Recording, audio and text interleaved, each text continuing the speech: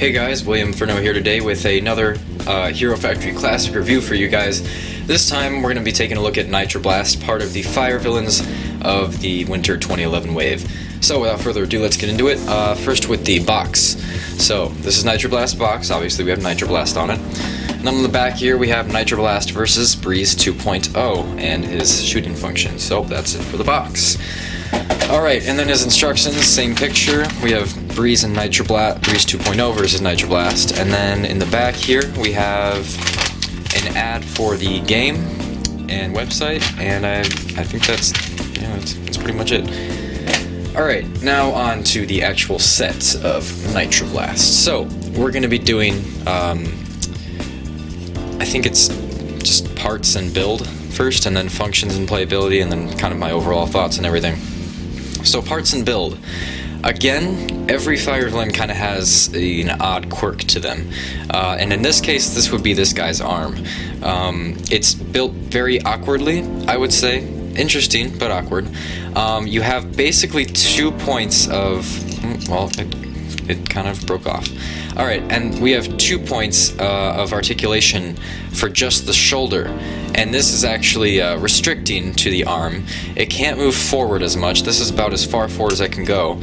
And then it can't really go down, I think. Either that or maybe that's just the way I'm moving it. But it can bend at the elbow a little bit. But as you can see, only one of the arms is really bending at the elbow, as this part right here, I'll just take the armor off for a sec so you can see, is a really long, foreextended limb piece.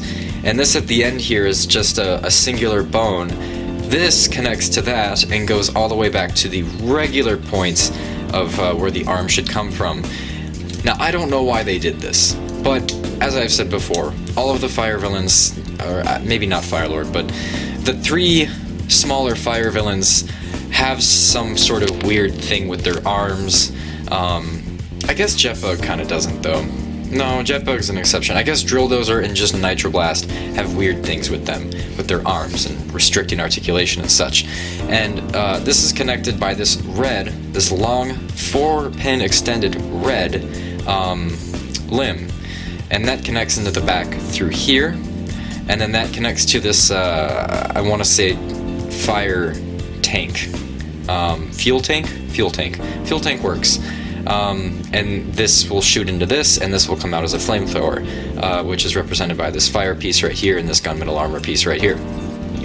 As for his legs, he's a little bit on the taller side. He does have bones that extend his legs by 3 pinholes. We have 1 pinhole in this red limb and 2 pinholes in this black. So he's a little bit taller. He uses these large red feet that aren't new to the 2011 wave. They've been used before. And then his arms are extended, or this arm is extended by 1 pinhole here, and then it goes out to this spike and the Thorn Axe launcher. And then for his head, it's an interesting part because it turns around to reveal a red Jetbug head, so if you wanted to use a red Jetbug head, or a different colored Jetbug head, you got that. And I think that's pretty much all for his build. It's straightforward up until you get to this arm over here. And I think one of the flaws with this is that you can't really add armor right here. I mean, you can, but it would definitely restrict the articulation. And I think it just leaves the build looking open and clunky. And at the time it was very interesting to look at, but it wasn't at all pleasing to look at, and it's still not. I would say his color scheme is mostly consistent. It's a little bit too dark and metallic in places. I would say gunmetal red, and a little bit of, I want to say, Keat Orange are good colors to have. But then it adds a little bit of black in there, which isn't bad. It's just not gunmetal, and I think it's odd how it's not gunmetal. As you can see, you have this black chest plate here with this gunmetal add-on. And it's not a huge complaint, but I think it does add a little bit too much to this color scheme. But at the same time, it kind of works because he's very fiery. You know, back then it came with a red torso, and this is interesting because we don't really get colored torsos anymore. They're usually just black. We did get silver ones, which was nice for the skull villains back in Bionicle 2015, but we didn't really get a lot of different colored torso, kind of just torsos. Torso, kind of just torsos. You get what I mean. And I think it's cool that we got a red one.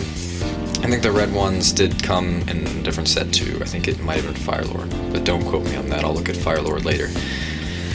Alright, and then we did get a red add-on, a gunmetal add-on. We got a lot of Q-Orange spikes, and I think for piece-wise, this was pretty good. This is a good CCBS load right here, especially since you got some extra parts there. And then we got the functions, which there isn't really any except for the Thordax launcher, which just launches the ball. And it does launch nice and well, but I think it starts to stress the parts a little bit the more you press in on them. Other weapons he's got, of course, the flamethrower and this little spike, this little dagger right here that he can put his hand back and then shank someone with if he really wants to. I mean, yeah, I'd say he's not my favorite. I'd give him probably a 7 out of 10. But as I said, nostalgic-wise, if you didn't watch the Drill Dozer review, I kind of talked about this more, but Hero Factory, although not liked universally, holds a lot of nostalgia for me, so that's why I'm kind of doing this. So, nostalgia-wise, I love this set. These fire villains are kind of really good sets to me, but I get it from a set perspective, from a review perspective, from a standpoint in which you're looking at it, trying to criticize it. Yeah, it's not perfect, so I'm giving it a 7 out of 10. That's pretty much all I gotta say about Nitroblast. He's a decent set, not bad. Retail for about $13, which was pretty good, I think. Maybe it was 10, but I think it's 13. So it's pretty good. Next, I will be doing Firelord, and then we will be wrapping it up, I think, with a 2.0, Winter 2011 kind of overview about what else went on that year, the episodes, the story, how it went. So yeah, that's about all I have to say about him, and I'll see you guys later.